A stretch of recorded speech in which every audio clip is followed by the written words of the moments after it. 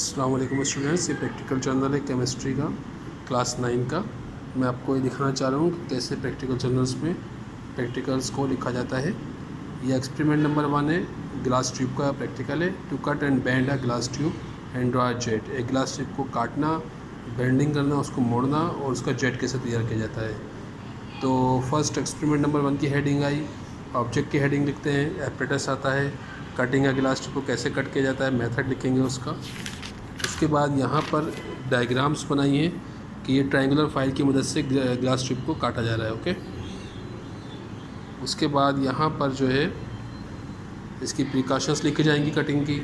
फिर बेंडिंग अ glass tube को मोड़ा कैसा जाता है तो उसका मेथड लिखेंगे। ये देखें, ये डायग्राम है कि इसको बर्नर से हीटअप करते हैं, ग्लास ट्यूब को घुमाते जाएंगे दोनों एंड से। वो उसके बाद जो है ये उसको दोनों हाथ से नीचे की तरफ बेंड करेंगे तो ये मुड़ जाएगी, ग्लास ट्यूब को मोड़ दिया जाएगा। इसकी प्रिकॉशंस लिखेंगे। उसके बाद drawing out a jet, drawing out a jet, एक जेट तैयार करना, मेथड लिखेंगे इसका। इसकी डायग्राम बनाएंगे। उसके बाद ये प्रिकॉशंस इसकी कंप्लीट हो जाएंगी। तो ये प्रैक्टिकल हमारा कंप्लीट हो जाता है। ओके, ये ग्लास ट्यूब का फर्स्ट प्रैक्टिकल था हमारा।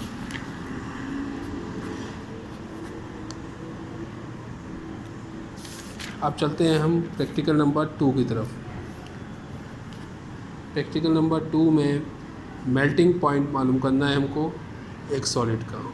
यानी कि हमारे पास जो इसकी ऑब्जेक्ट की हेडिंग डालते हैं, फिर एपरेटस यूज़ करेंगे, beaker, thermometer, test tube, stirrer, tripod stand, iron stand, wire gauze, burner, iron stand. Chemicals use होता है वाटर, कैंडल वैक्स, दो केमिकल यूज़ होते हैं। ये इसकी डायग्राम बनाइए, ये देख लें मेल्टिंग पॉइंट वाले प्रैक्टिकल की। डायग्राम के बाद इसकी जो थ्योरी लिखते हैं मेल्टिंग पॉइंट की वो लिखेंगे, मेथड लिखेंगे इसका। मेथड लिखने के बाद जो है इसकी ऑब्जर्वेशन एंड कैलकुलेशन। T1 वो टेम्परेचर है जिस पे वैक्स मेल्ट होना शुरू हो गई थी, यानी कि ये 71 डिग्री सेंटीग्रेड पे मेल्ट होना शुरू हो गई थी। और T2 वो टेम्परेचर जिस पे वो मेल्टिंग मुकम्मल हो गई थी, लास्ट टेम्परेचर होता है जो कि 73 डिग्री सेंटीग्रेड आया था।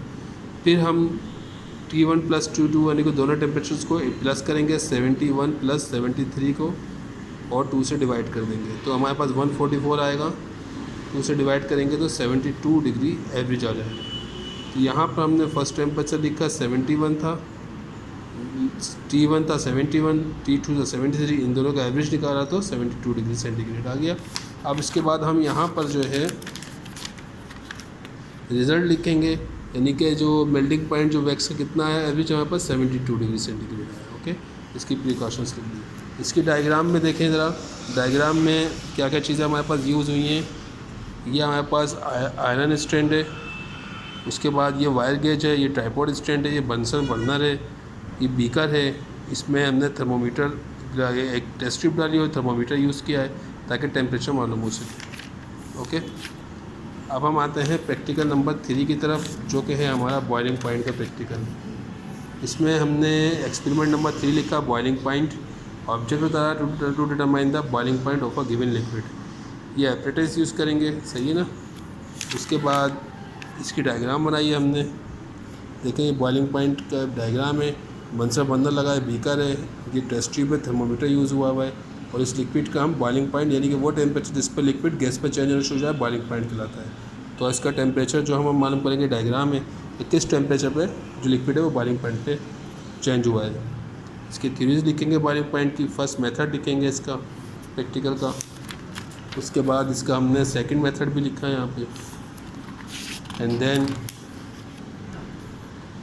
ये जो है इसकी पूरा सेकंड मेथड लिखा हुआ है। इसका रिज़ल्ट कितना टेम्परेचर आया है, the boiling point of benzene, benzene यानी कि 111 डिग्री सेंटीग्रेड पर बॉयल होना शुरू हो गई थी। तो इसकी प्रिकॉशंस भी हमने यहाँ पे लिख दी हैं और ये प्रैक्टिकल हमारा कंप्लीट हो गया है। अब चलते हैं हम प्रैक्टिकल नंबर 4 की तरफ, जो कि है कॉपर सल्फेट का प्रैक्टिकल। इसमें purify the given samples of copper sulphate by crystallisation.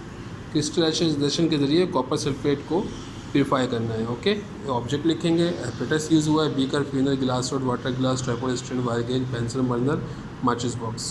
Chemical use हुआ है इसमें सिर्फ कॉपर सल्फेट और डिस्टिल्ड वाटर। कॉपर सल्फेट का कलर होता है ब्लू, ये देखें इसकी डायग्राम है, इसको फिल्ट्रेट किया जा रहा है कॉपर सल्फेट को। ओके, ये बीकर है, कॉपर सल्फेट का सॉल्यूशन डाला है, ये ग्लास रोड है। उसके बाद हमने यहाँ फ्यूनल यूज़ की है, सही है। इसमें यहाँ पे हम इसकी फिल्ट्रेशन कर रहे हैं, सही है, कॉपर सल्फेट के प्रैक्टिकल की। ये इसका उसके बाद यहाँ पे हमने इसको एक चाइना डिश में कॉपर सल्फेट को डाल के इसकी फ़िल्ट्रेशन कर रहे हैं। ओके, तो यहाँ क्रिस्टल्स हासिल भी आएंगे हमको कॉपर सल्फेट के लिए। ठीक है स्टूडेंट्स, उसके बाद इसकी थ्योरी लिखी है, मेथड लिखा। मेथड लिखने के बाद यहाँ पर जो है इसका रिज़ल्ट लिखेंगे और यहाँ ये प्रैक्टिकल कंप्लीट हो गया है। अब चलते हैं हम प्रैक्टिकल नंबर 5 की तरफ, जो कि स्टैंडर्ड सॉल्यूशन तैयार करना ऑक्जेलिक एसिड का। सही है ना, इसका ऑब्जेक्ट लिखा, केमिकल्स लिखे, ऑक्जेलिक एसिड यूज़ हुआ है, थ्योरी लिखी, मोलैलिटी का डेफिनेशन लिखी है, फॉर्मूला लिखा मोलैलिटी का। उसके बाद जो है यहाँ पर हमने मेथड लिखा इसका प्रिपरेशन का ऑक्जेलिक एसिड का। ऑक्जेलिक एसिड का जो मोलर मास है, मॉलिक्यूलर मास 126 ग्राम है, वो हमने मालूम किया है। ये इसका फॉर्मूला है ऑक्जेलिक एसिड का। ओके, ये इसकी डायग्राम है जो कि मैचिंग फ्लास्क की है और एक फिज़िकल बैलेंस। ओके, इसका वेट मालूम किया है ऑक्जेलिक एसिड का 6.3 ग्राम आया है। उसके बाद ग्रॉस वेट मालूम किया जो कि हमारे पास 15.75 ग्राम आया है। एक्यूरेट रीडिंग लेंगे इसकी हम, प्रिपरेशन सॉल्यूशन लिखेंगे, इसके बाद इसकी प्रिकॉशंस करेंगे और ये प्रैक्टिकल कंप्लीट हो गया है। Now we come to the next practical which is experiment number 6, titration practical. Sodium hydroxide की टाइट्रेशन करेंगे ऑक्जेलिक एसिड के साथ। एपरेटस यूज़ होता है, burette, chemical flask, conical flask, funnel, beaker, iron stand, dropper और पेपर। तो उसके बाद इसका हमने यहाँ पर केमिकल्स यूज़ कर रहे हैं, सोडियम हाइड्रोक्साइड और ऑक्जेलिक एसिड, 2 केमिकल यूज़ होते हैं। ये इसकी डायग्राम है, ये ब्यूरिट है, इसके अंदर जो केमिकल यूज़ हुआ है सोडियम हाइड्रोक्साइड। कॉनिकल फ्लास्क में ऑक्जेलिक एसिड डालेंगे, इसकी हमको मोलैलिटी मालूम करनी है सोडियम हाइड्रोक्साइड की, ऑक्जेलिक एसिड की हमको मालूम है। ये हमारे पास आयरन स्ट्रेंड है। ओके, तो उसके बाद हमने यहाँ पर इसकी थ्योरी लिखी, इक्वेशन लिखी, ये ऑक्जेलिक एसिड का फार्मूला है। इसको सोडियम हाइड्रोक्साइड से रिएक्शन करवा रहे हैं, यानी कॉनिकल फ्लास्क में ऑक्जेलिक एसिड है, ब्यूरिट में सोडियम हाइड्रोक्साइड में रिएक्शन कराया तो सोडियम ऑक्जेलेट बना। सही है। उसके बाद इसका हमने मेथड लिखा,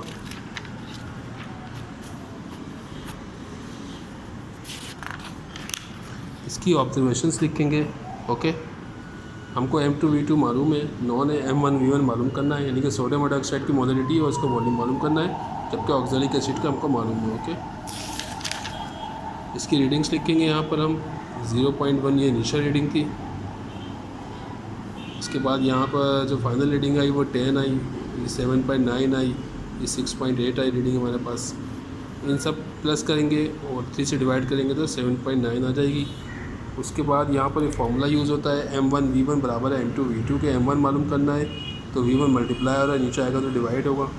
0.1 इसको हम जब मल्टीप्लाई करेंगे 40 से और डिवाइड कर देंगे V1 यानी कि जो 7.9 आया है उससे, तो हमारे पास जो है मोलैलिटी आएगी सोडियम हाइड्रोक्साइड की वो 0.25 आ जाएगी। उसके बाद हम अगले पेज पे चलते हैं। अमाउंट M1 हमारे पास 0.25 आया है, इसको सोडियम हाइड्रोक्साइड के जो मॉलिक्यूलर मास आया है 40 उससे मल्टीप्लाई करेंगे तो हमारे पास 10 ग्राम पर लीटर इसका अमाउंट आ जाएगा सोडियम हाइड्रोक्साइड का, यानी कि वॉल्यूम आ जाएगा। ओके, उसके बाद जो है हम यहाँ पर इसका रिजल्ट लिखेंगे कि मोलैलिटी सोडियम हाइड्रोक्साइड की कितनी थी, 0.25 हमने मालूम की है, तो फिर इसका हमारे पास अमाउंट कितना है वो 10 ग्राम पर लीटर आया है। ये प्रैक्टिकल भी हमारा इसका यहाँ पे कंप्लीट हो गया है। Now we come to the next practical which is practical number I think 7, electrolytes and non electrolytes. Okay, electrolysis करेंगे हम यहाँ पे सोडियम क्लोराइड की। जो हमारे पास यहाँ पर इसकी थ्योरी लिखी हमने, इलेक्ट्रोलाइट्स की डेफिनेशन लिखी, वो सॉल्यूशन जिसमें से इलेक्ट्रिसिटी पास हो जाए इलेक्ट्रोलाइट्स कहलाता है, और जिसमें से इलेक्ट्रिसिटी पास ना हो वो नॉन इलेक्ट्रोलाइट। कौन से केमिकल को डालने से इलेक्ट्रिसिटी पास हो जाती है, सोडियम क्लोराइड, HCl, इनमें से इलेक्ट्रिसिटी पास हो जाती है। नॉन इलेक्ट्रोलाइट क्या क्या है, पेट्रोल होता है, बेंजीन है, शुगर, ये नॉन इलेक्ट्रोलाइट है, इनमें से इलेक्ट्रिसिटी पास नहीं हो सकती। इसके पास का मेथड लिखा हमने यहाँ पर। यहाँ पे ऑब्जर्वेशन लिखेंगे कि हमारे पास जो कौन से केमिकल्स में से इलेक्ट्रिसिटी पास हो गई। सोडियम क्लोराइड में से, HCl में से, H2SO4 में से, बेंजीन में से, C6H6, C12H22O11 में से, और यहाँ पर बस पेट्रोल।